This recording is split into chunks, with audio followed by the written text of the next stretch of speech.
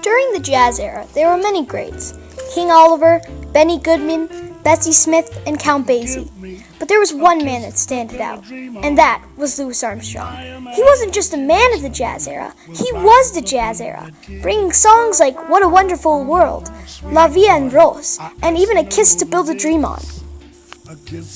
Louis Armstrong was born on August 4th, 1901 in New Orleans, Louisiana. He grew up poor and had a difficult childhood, which led him to a gun shooting that he committed in 1912 during New Year's Eve, and where he was arrested and sent to Colored Raph's Home for Boys. There, he received musical instrument education and fell in love with music. Then, after 2 years being in Colored Raph's Home for Boys, he was released and began making music. Then, in 1922, Louis Armstrong got a call from King Oliver to come over to Chicago to join King Oliver's band, and together they took Chicago by storm. Later, Armstrong realized that King Oliver was holding him back and later quit the band and joined another band in New York, which became one of the first jazz big bands. Then, he went back to Chicago and joined another band that Armstrong's wife was in.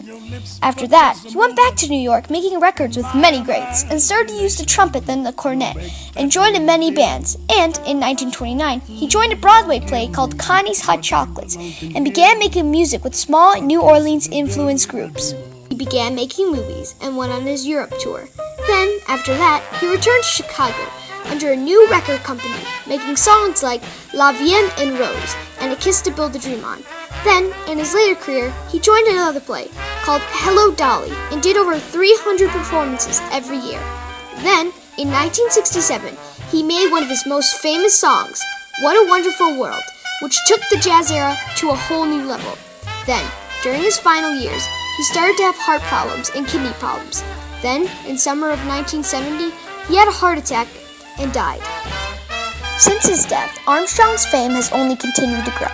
In the 1980s and 90s, younger African-American jazz musicians like Wynton Marshall, John Faddis, and Nicholas Payton began speaking about Armstrong's importance, both as a musician and a human being. A series of documentaries on Armstrong made his role as a civil rights activist. Armstrong's home in Corona, Queens was declared a National Historic Landmark in 1977. Today, the house is home to the Louis Armstrong House Museum, which annually receives thousands of visitors from all over the world. Arguably, the most important figure in the 20th century music, Armstrong's innovations as a trumpeter and a vocalist are widely recognized today and will continue to be for decades to come.